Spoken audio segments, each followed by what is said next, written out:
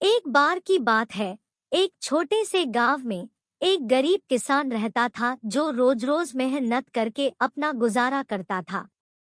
उसके पास जमीन का एक छोटा सा टुकड़ा था जिस पर वह फसल उगाने और अपने परिवार का भरण पोषण करने के लिए खेती करता था। दूसरी ओर एक धनी जमींदार था जिसके पास विशाल एकड़ भूमि थी और उसके पास बहुत से संसाधन थे। गरीब किसान समय पर अपना लगान चुकाने के लिए हमेशा संघर्ष करता था, लेकिन वह अपनी फसल को बाजार में बेचकर ऐसा करने में सफल रहा।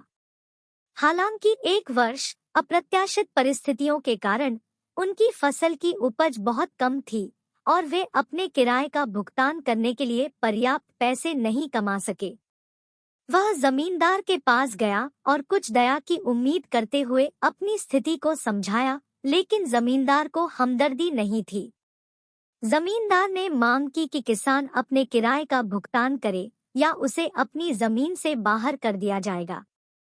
किसान ने जमींदार से मिन्नतें की और अपनी आर्थिक परेशानी बताई, लेकिन जमींदार ने एक न सुनी। किसान का दिल टूट गया और उसे समझ नहीं आ रहा था कि क्या करे। वह अपनी छोटी सी झोंपड़ी में वापस चला गया और यह सोचकर फूट फूट कर रोने लगा कि वह अपने परिवार का भरण पोषण कैसे करेगा। अगले दिन किसान ने शहर जाने का फैसला किया और एक बुद्धिमान बूढ़े व्यक्ति से मदद मांगी जो अपनी बुद्धि और दयालुता के लिए जाना जाता था। वह कई मील चला और अंत में शहर पहुंच गया। उसने बुद्धिमान बूढ़े व्यक्ति को पाया और उसकी स्थिति के बारे में बताया। बुद्धिमान बूढ़े ने किसान की बात धैर्यपूर्वक सुनी और कहा, मेरे बेटे, मैं तुम्हें कुछ सलाह दे सकता हूँ, लेकिन तुम्हें इसका पालन करने का वचन देना चाहिए। किसान ने उत्सुकता से अपना सिर हिलाया और बुद्धिमान बूढ़े ने जारी रखा, जमींदार कोई दया नहीं दिखा रहा है क्योंकि वह सोचता है कि उसके पास आप पर अधिकार है। आपको उसे दिखाना होगा कि आप उससे डरते नहीं हैं। किसान भ्रमित हो गया और उसने बुद्धिमान बूढ़े व्यक्ति से पूछा कि वह ऐसा कैसे कर सकता है। बुद्धिमान बूढ़े व्यक्ति ने उत्तर दिया, मैं चाहता हूँ कि आप अपने गांव वापस जाएं और अपनी जमीन के बीच में एक कुआं खोदना शुरू करें। जितना हो सके उतना गहरा खोदें और तब तक न रुके जब तक आप पानी से न टकराएं। किसान इस सलाह से हैरान था और उसने बुद्धिमान बूढ़े व्यक्ति से पूछा कि इससे उसे कैसे मदद मिलेगी। बुद्धिमान बूढ़े व्यक्ति ने उत्तर दिया, जब जमींदार देखता है कि तुम कड़ी मेहनत करने और अपनी भूमि में निवेश करने के इच्छुक हो, तो उसे एहसास होगा कि तुम आलसी किसान नहीं हो जो भाग जाओगे।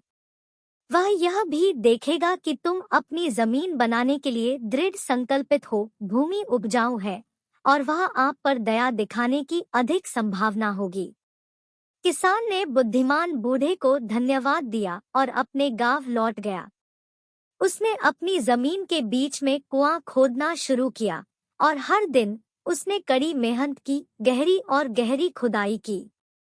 जमींदार ने किसान को अथक परिश्रम करते देखा और उसके दृढ़ संकल्प से प्रभावित हुआ। उन्होंने यह भी देखा कि किसान भाग नहीं रहा था और अपनी जमीन में निवेश करने को तैयार था। आखिरकार कई हफ्तों की मेहनत के बाद किसान ने पानी मारा और कुआं भरने लगा। जमींदार चकित हुआ और स्वयं कुएं को देखने आया। उसने देखा कि किसान ने अपनी जमीन के छोटे से टुकड़े को उत्पादक खेत में बदल दिया है और उसे एहसास हुआ कि उसने उसे गलत समझा है। जमींदार ने किसान से संपर्क किया और कहा, मैंने तुम्हारे साथ जिस तरह का व्यवहार किया उसके लिए मुझे खेद है। मुझे नहीं पता था कि तुम इतने मेहनती हो और अपनी जमीन में निवेश करने को तैयार हो। अब से मैं तुम्हारे साथ और अधिक उदारता बरतूंगा और जब आप समर्थ हो तब आप अपने किराए का भुगतान कर सकते हैं। किसान बहुत खुश हुआ और उसने जमींदार को उसकी दया के लिए धन्यवाद दिया। उन्होंने अपनी जमीन पर कड़ी मेहनत करना जारी रखा और अंततः गांव के सबसे सफल किसानों में से एक बन गए। वह बुद्धिमान बूढ़े व्यक्ति की सलाह को कभी नहीं भूले और अपनी भूमि में निवेश करना जारी रखा, यह जानते हुए कि कड़ी मेहनत और दृढ़ संकल्प हमेशा अंत में भुगतान करते हैं।